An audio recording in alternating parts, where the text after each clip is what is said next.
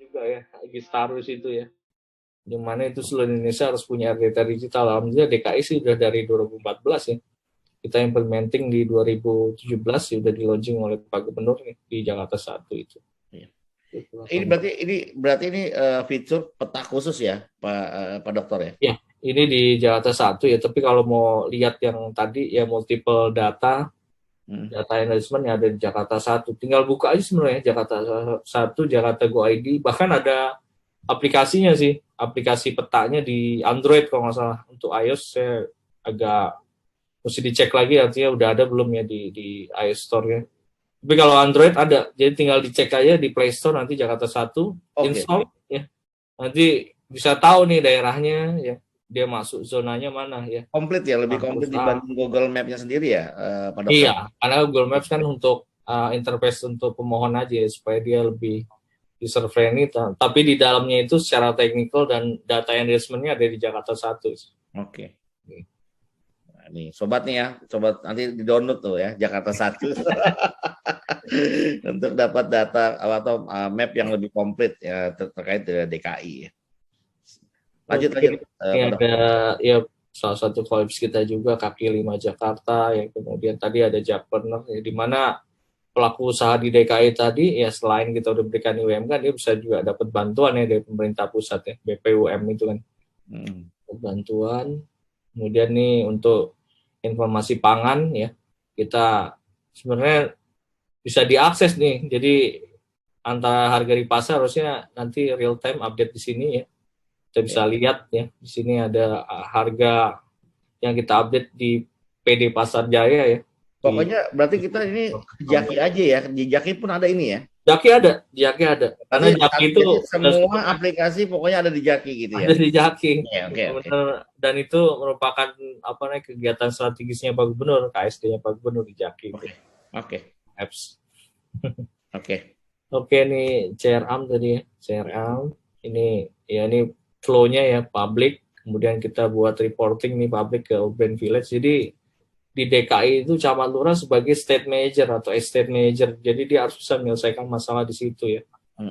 Dan nanti misalkan terkaitannya dengan katakanlah tadi ya jalanan ya, dia nanti follow up atau enggak dia forward ke dinas terkait ya, dinas bina marga, terkait masalah saluran ke sumber daya air, kemudian masalah tadi kepenerangan ke Dinas Bina Marga juga di bidang PJU-nya gitu ya. Kemudian kalau hal-hal kecil yang bisa langsung ditangani, mereka punya pasukan orangnya tadi yang kita sebut PPSU, yaitu langsung response time berapa lama langsung turun ke lapangan dan menyajikan tadi ya perubahan dari awal, kemudian setelah penanganan dia foto, dibuat reportnya.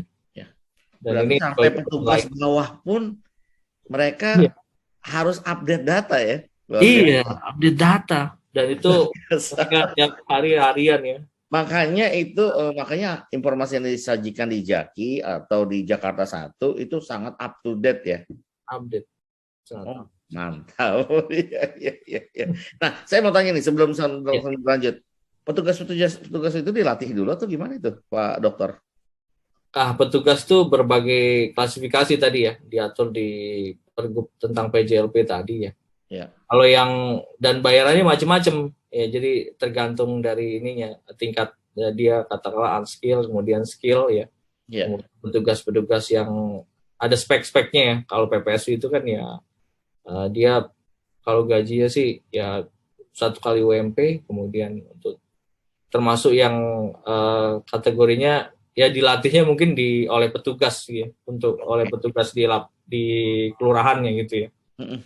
Pelatihan standar. Tapi kalau yang terlatih gitu, yang skill seperti operator alat berat katakanlah hanya lulusan SMK gitu ya, SMK untuk operator alat berat. Tapi untuk tingkat gajinya itu lumayan, artinya pengali koefisiennya itu pengali dengan UMP-nya tuh kalau nggak salah 2,5 kali UMP. Walaupun dia lulusan SMK gitu ya. Karena skill. Jadi kita menghargai itu ya, artinya skill, dan itu recordnya tuh tadi ya bisa termonitor di launch-nya dan monitoringnya di Jakarta Smart City. Ini Pak Dokter sebagai informasi ya, kemarin saya diajukan sebagai jadi ada teman yang buat lagi ngajukan BNSP ya, untuk sertifikasi para operator ya, alat berat dan yang lain ya. Nah itu nantilah gampang kita kolaborasi. Iya. Kolaborasi. Kalau itu mereka harus dapat sertifikasi dulu, baru dia bisa. Baru bisa dia mengoperasikan ya. Mengoperasikan. Bagusnya sih gitu. Jadi emang persyaratannya sih seperti orang mengemudi aja kan, harus punya SIM dulu gitu ya. Nah itu arahnya ke sana ya. Jadi emang ke depan emang artinya sumber daya manusia itu harus punya banyak sertifikasi ya. Untuk melakukan tugas dan kewajibannya. Jadi udah punya certified dulu ya, dia baru bisa melakukan action di situ atau tindakan. Ada standar ya, ada standarnya. Standar. Ya. Kayak dokter itu kan punya SIP dulu ya, baru dia bisa praktik gitu ya, selain pendidikannya. Ya. Silakan next. Oke. Nih dulu ya kita udah gunakan. Nah ini nih. Oke, nah ini contoh informasi laporannya ya. Resolusi ya. Sampah sini apa benar Pak? Nah ini akan diancam. Nah dia cek ke lapangan ya, bisa ada foto-fotonya gitu ya. Sebenarnya ini menarik nih kata-katanya nih. Iuran sampah per kakak 25.000, tapi uangnya di lapangan. Ini apakah benar Pak? Nah ini banyak warga yang luar biasa nih laporan. Iya, apalagi warga DKI ya atau netizen itu kan. Iya. Jika tidak membayar iuran itu diancam. Oke. Itu langsung action ya? DKI ya, nanti cek lapangan, kemudian kasih report ya, dan itu nanti di follow up seperti apa. Berarti petugas ini kalau ada yang melanggar ini luar biasa, nggak takut ya. Ini sampai sudah begini laporannya, kalau misalnya masih ada yang narik retribusi ilegal dan pungli dan lain-lain, termasuk nekat ini. Iya, jadi laporannya udah bentuknya kayak gini loh. Karena nih bahan seperti ini juga sebagai untuk pertimbangan juga ya di pejabatnya untuk promosi katakanlah kalau bagus, ataupun sebaliknya gitu ya, karena kan benar-benar dilihat kualitasnya gitu ya, kualitas pekerjaannya ya bisa apa enggak, kemudian hasil dari tadi ya. Kalau di kita sekarang kan untuk sekarang udah diperkaya lagi selain dari sini, ini termasuk salah satu indikator penilaian untuk pembayaran tunjangan kita ya, artinya tunjangan peningkatan penghasilan per bulan ya. Salah satunya dari aduan masyarakat di CRM ini. Oke, kalau bobotnya itu 10 dari karyawan, insentif ya, insentif dari karyawan ya. Jadi itu harus di-TL hijau, kok nggak akan berkurang itu, nggak 100% lagi untuk tunjangannya di PNS-nya gitu ya. Dan ini harus di-TL. Dan biasanya dia akan follow up lagi ke tim di bawahnya gitu ya, supaya nanti bisa solve. Nah ini kita lihat, nah ini laporannya mungkin saluran mampet gitu ya, itu langsung turun ke jalanan tuh dibersihkan. Nah ini PPSW cukup nih, nggak butuh pasukan biru yang dari SDA tuh. Mungkin kalau salurannya udah agak besar kali gitu ya, nah itu pasukan biru kolaps. Caranya gimana sih Pak Dokter? Pasukan oranye dulu atau pasukan biru dulu atau gimana sih? Kalau yang masih saluran-saluran kecil sih ya, ini kan got gitu ya, saluran kecil, nah ini cukup PPSU sih. Tapi kalau misalnya dia udah yang katakanlah salurannya agak besar ya, katakanlah sungai atau kali, nah itu mungkin PPSU aja kurang ya, karena nanti ya dibantu sama pasukan biru dari Dinas Sumber Daya Air. Oke. Nah itu nanti turun ke lapangan, karena kita saling kolaborasi juga nih antara yang berbagai pasukan di sini ya, dengan petugasnya di PNS-nya juga yang mengkoordinasikan nih. Jadi sobat orasi DKI ini banyak pasukan, hati-hati.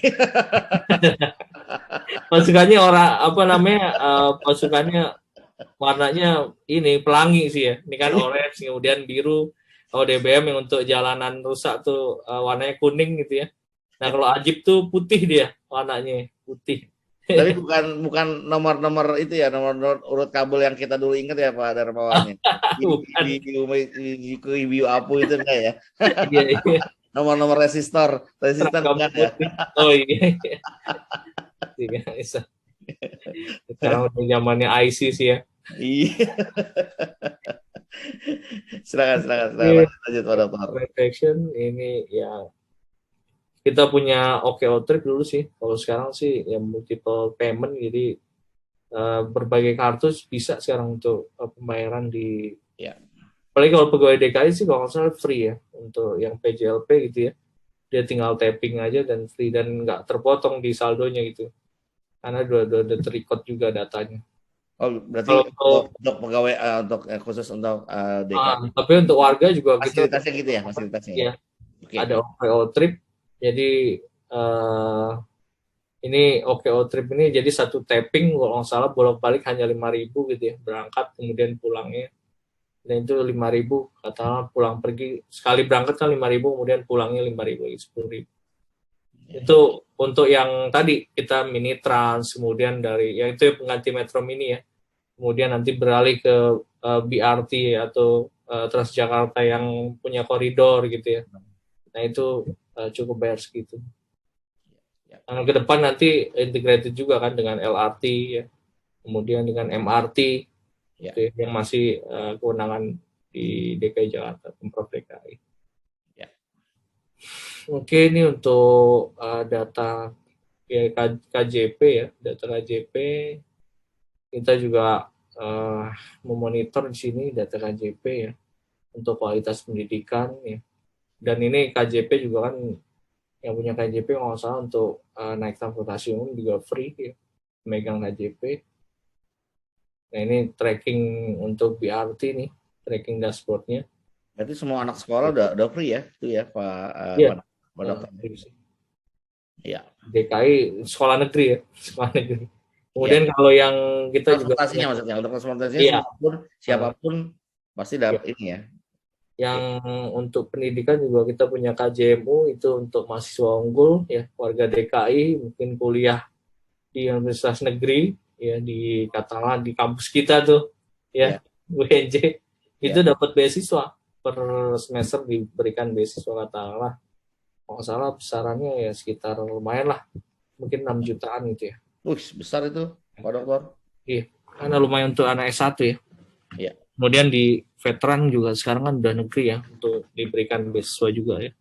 Ya. Nah itu, jadi kita plus ya KJMU ya. Jadi KJP yang tadinya sampai SMA kita extended untuk mahasiswa juga ya, mahasiswa untuk mahasiswa perguruan tinggi negeri. Kalau untuk yang nggak dapat negeri ada fasilitas apa Pak Dokter? Maksudnya misalnya ada ya untuk pelajar. Ada sih, ada beasiswa, ada beasiswa Jakarta nggak salah. Nah itu nanti tinggal ikutin persyaratannya aja, mungkin nanti memenuhi ya di survei lengkapi persyaratan nanti dapat untuk per semester. Walaupun mungkin nggak besarannya nggak sebesar KJMU ya. Iya. Mantap. Nah ini analisis public complaint yang bisa dilihat ya. Nah ini kita bisa lihat. Nah ini kalau pas rapim ini berbagai masalah tentunya kepemimpinan kita gitu Pak Gubernur, misalkan sampah, jalur pengambilan, jadwal sampah nggak teratur nih ya. Banyak penumpukan, nah itu langsung diperingatkan kepala OPD-nya, katakanlah kepala dinas kebersihannya gitu, atau sekarang Pak Dinas Lingkungan Hidup ini udah saya peringatkan gitu ya. Karakter pimpinan kan beda-beda, ini mungkin ya paling komennya dari pimpinan kita Pak Gub, this is not good gitu ya. Stagnan misalkan katalah seperti itu, tapi itu sebagai catatan, mungkin nanti 2 kali 3 kali periode rapat bisa diganti orangnya. Jadi nggak ada omongan tapi report datanya jelas, artinya kinerjanya jelas dinilai. Ini Anda PR di sini masih ada, PR di sini masih ada. Nah itu nanti ibaratnya pasukan sepak bola gitu ya, tim kesebelasan main ya di lapangan. Nah di pinggir itu kan udah banyak pemain cadangan tuh yang lagi pemanasan. Nanti dilihat ada yang katakanlah nggak maksimal kinerjanya di lapangan atau kelelahan, ya udah diganti sama yang pemain cadangannya itu yang kita sebut dengan talent pool. Nah, di situ talent pool itu udah ada bank datanya, talent pool oleh BKD gitu ya. Kalau nanti someday ada yang lelah tadi kata itu, tinggal di recall ganti orang baru gitu ya. Mungkin yang kompetensinya nggak jauh beda. Nah, untuk tadi saya mau ini nih, mau sedikit bertanya untuk yang analysis of public complaint data. Ini kan ini by aplikasi atau komplainnya by di luar aplikasi. Kalau kita ketahui kan, kalau kita balik lagi tadi ya, Kalau by aplikasi berarti ada orang-orang tertentu saja yang sudah melek teknologi yang itu dia bisa komplain. Tapi teman-teman yang nggak bisa komplain, yang tidak bisa dalam arti tidak melek teknologi agak susah untuk komplain gitu ya. Nah, data ini apakah data ini by aplikasi atau uh, non aplikasi, Pak Dokter? Combine sih dan mix. Oh, ini combine. Oke. Okay. Jadi aplikasi dan juga ada yang laporan dari data offline atau manual di update sini. Oh, oke. Siap. Jadi istilahnya memadukan semua data yang masuk ya, baik yang online atau offline ya, yang masuk ya. Tapi berarti ini clear ya, maksudnya tidak hanya mewakili orang yang sudah melek. Karena kan semua tadi berbagai strata atau semua kelas ya, warga di situ ya. Dari tingkat pendidikan dan juga ekonomi dan berbagai standar strata itu ya masuk semua laporan situ. Oke. Itu sebagai review atau bahan catatan untuk kinerja birokrat juga. Ya. Nah, ini setelah dapat data ini ya, top 5 village ya. Ini diapain nih kelurahan sama camatnya diapain nih? Nah, biasanya sih wali kota sama camatnya diapain nih, dipanggil sama? Ini itu masih zaman Pak Gubernur sebelumnya. Iya. Biasanya diperingatkan dulu. Oh. ini kan merupakan kinerjanya mereka ini gitu kan? Iya, diperingatkan nanti ada ada perbaikan nggak, ada deltanya nggak, baru setelah itu dilakukan tadi tindakan ya. Ya. Misalkan 1, 2 kali, 3 kali nggak ada perbaikan, ya bahkan mungkin semakin menurun kinerjanya, ya tadi di lapangan pemain cadangan udah ada yang siap-siap tinggal diganti gitu ya. Ya. Biasanya nanti ada pelantikan di hari Jumat tuh, katakanlah Jumat. Itu Jumat Keramat itu siapa-siapa lagi tuh yang nanti. Jadi eksekusinya Jumat ya?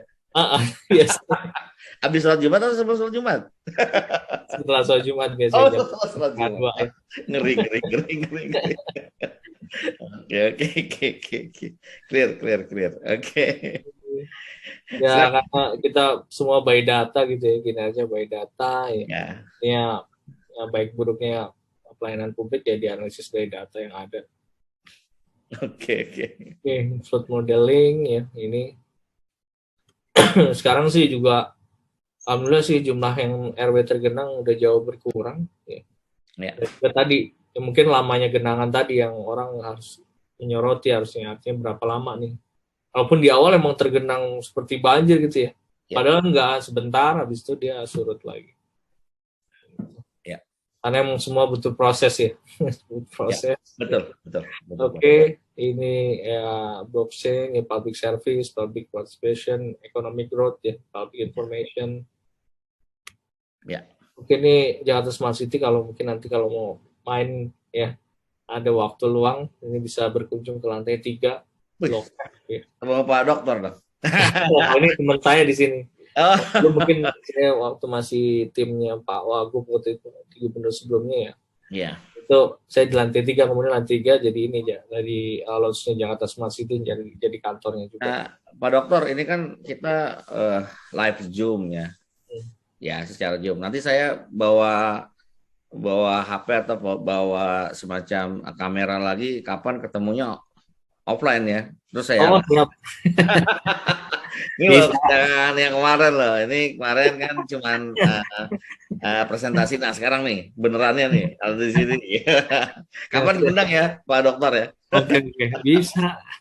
Ya, banyak juga sih kunjungan situ di ya, nanti kalau mau lihat mungkin kalau di kantor saya di Mall Pelayanan Publik sih. Tapi kalau Jakarta Smart City tinggal saya hubungi rekan saya di sana. Ya, jadi kita live langsung mengunjungkan kantornya gitu kan.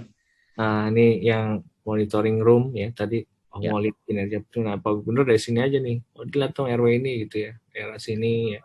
Atau mungkin dari sekarang sih Pak Gub dari tab-nya sendiri tuh. Bisa lihat datanya, lihat datanya, ini benar nggak?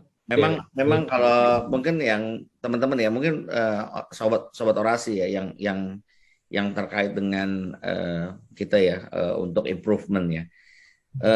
Nggak hanya ini ya, ini dashboard ya. Dashboard ini yang segede Al-Aimim gambar ini wajib punya ya. Ini bukan hanya di DKI ya, di perusahaan-perusahaan Di perusahaan kalau yang sudah pernah belajar teknik industri ya, itu perusahaan kayak pabrik dan yang lain, ya bos-bosnya itu sudah melihat kinerja itu semua dari dashboard. Dan ini mempercepat untuk tadi ya hubungan dengan istilahnya dengan keputusan ya. Decision support system. Nah, ini satu decision support system. Itu dashboard ini. Jadi up to date, data update gitu ya. Kemudian cepat mengambil keputusan. Karena kalau tidak cepat, kita ketinggalan dalam hal bisnisnya atau kita dalam improvementnya kita tertinggal. Nah, kalau udah seperti ini, ya, diharapkan ya kinerja makin cepat untuk meningkat gitu ya dibanding kita harus tadi datang ke lapangan dulu untuk mengecek dan yang lain itu lama sekali jadi prosesnya. Nah ini mempercepat keputusan gitu ya. Nah ini kapan-kapan nih PR nih saya mau kunjungan nih bawa mahasiswa saya nih ke sini ke dokter nih. Ya. Siap-siap. Bawa ke sini nih. Oke. Di sini lumayan ini sih karena dia semua apps tadi ya. Penghubungnya di sini di Jaki ini. Jaki itu yang mengolah ini di UPT JSC ini. Ya. Kita supply data dari perizinan dari Jakevo sama pelayanan biasanya. Luar biasa ini dashboard luar biasa.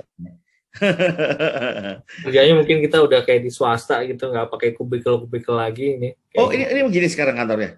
Iya di sini. Wah, di kantor. Ini swasta banget. Ini ada mungkin kalau pernah belajar mural board ya, kayak gini ada mural board. Mural board, oke. Atau kalau ya atau yang belajar project management biasanya nih. Iya. Belajar ini nih. Ada stiker ya kecil-kecil untuk satu proses sudah sampai mana gitu ya Pak Dokter. Iya. Atau kalau di industri dikenal dengan Kanban system. Kanban system. Oke. Oke nih JSC sih visi misinya ya dia supporting Pak Gop gitu ya tadi. Ya. Ini tadi udah kita bahas sedikit banyak. Ini laporan clue ya. Ya. Sekarang di CRM tadi ya, CRM. Ini sepeda. Sekarang mungkin bisa terlihat banyak ya di BKT, kemudian jalan-jalanan deh. Bahkan udah dipasangin konkret ya. Ya. Separator situ ya. Untuk khusus untuk sepeda situ ya. Ya, walaupun motor sering masuk, kadang-kadang nekat mobil juga masuk. Motor masuk tuh. Nah itu motor masuk ke rekam CCTV itu. Mungkin mau ngecek kali apakah benar-benar ditilang apa enggak. Ya tahu-tahu nanti ada surat ke rumah kan. Tagihan ya. Suruh bayar kan. Iya. Keren. Integrasi TV, tadi API, yang tadi web service ya.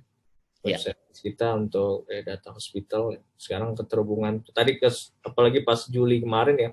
Waktu bornya lagi tinggi gitu ya. Bornya lagi tinggi. Betul. Itu penting juga dan sekarang alhamdulillah udah menurun dan bisa terkendali ya. Makanya nanti untuk Nataru ya itu lagi benar-benar kita perketat lagi PPKM mungkin di tingkat. Kalau nggak salah kemarin saya baca berita juga sudah mulai naik lagi ya kasusnya ya.